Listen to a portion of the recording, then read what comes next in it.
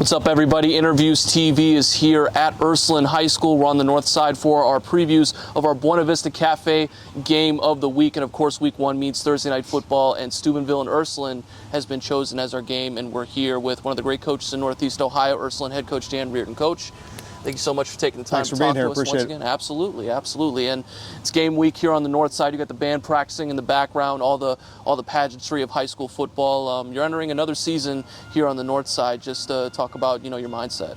Yeah, we're just excited. 2 days away now from kicking off, and our kids. I feel like we had a very good off season. Really good weight room. From January on, and our kids got a lot stronger. Particularly some of our young linemen, and some of those guys are going to be asked to step up and play big roles for us. So that was great. We had very, very productive June and July. So I think we're just ready to play. Now, since the last time we came here to talk to you, what things have gotten better and what things need improvement? So, I made reference to the offensive line. We're 2 scrimmages in now, and there's a lot of new faces compared to last year up front, and you can see those guys getting better almost every day, and they've had a lot of growth over the past 6 or 8 weeks, and we need them to take another big step this week. Now, going into Thursday, another historic program is coming into the Ice Castle, the Steubenville Big Red. Coaches, talk to the viewers at home who may not be familiar with Steubenville. What kind of team that's going to be coming here Thursday. Yeah. So first of all, I think if you just describe what they do, they're very good at putting stress on their opposition, both schematically and physically. So schematically, they like to run outside zone, they like to run counter, they boot naked off of it, and but a lot of teams do those things, but they do it in a lot of different formations, personnel groupings. They do a good job with unbalanced formations, creating extra gaps with unbalance and an extra back, inserting them. So there's a big challenge mentally to make the proper adjustments to those things. But then they're very physical, and they're a very talented football team. So, they put stress on you that way. Defensively, they fly around. They run to the football extremely well.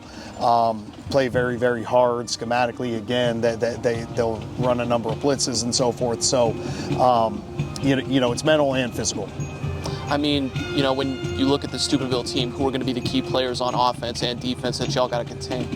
Yeah, so they have more experience up front. They're kind of the opposite of us. They have some skill guys back, but return most of their offensive line, have a really talented receiver. Their running back is a very, very fast kid. Saw him have a number of big, long runs in their scrimmages, and if he gets in the open, he's very, very dangerous. So, those guys definitely have our attention. This is the first time, you guys have opened up, with a Thursday game, the second straight year in a row. Is there any difference in whether the first game is on a Thursday or a Friday? Is that taken into consideration? Do you like Thursday games? Do you not like them? Yeah, so first of all, I love opening on a Thursday, and it creates a little more excitement in the community because there's not as many Thursday games, so you get a bigger crowd potentially. We expect Steubenville to bring a lot of people, but I think there will be a lot of people, just casual football fans that want to see a good football game coming to the game. So there's that, but then it gives you an extra day of preparation going into week 2. So we feel like it's a win-win from that perspective. Now, last year, you guys had another huge opponent in week 1, and you dominated. If you're looking to do the same thing this year, make a statement against Well, if you're asking me if we're going to dominate Steubenville, I'm not going to put that on record. Steubenville is very, very good. We had a chance. We got out fast last year, and were able to get up on them, and we created a handful of big plays on defense, and then we were able to, kind of snowballed from there. But, against Steubenville, I will be happy with a 1-point victory. I mean, you're coming into another season at Ursuline where expectations are high. I mean, does it get any easier, for you? Does it get old for you? No, it definitely does not get old for me. We have very high expectations year in and year out. I think that's what makes this a special place. I think that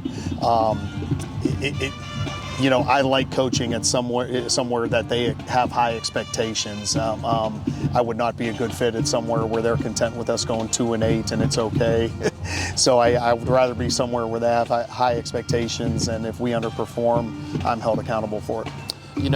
Last question, Coach. What do you want to say to the Ursuline community and the student body ahead of this season? Yeah, I think we're just excited. We always get great support from our student body, and our community. We're a very tight-knit school community, and the thing that's nice now is that some of the kids coming up through the program, we have some freshmen.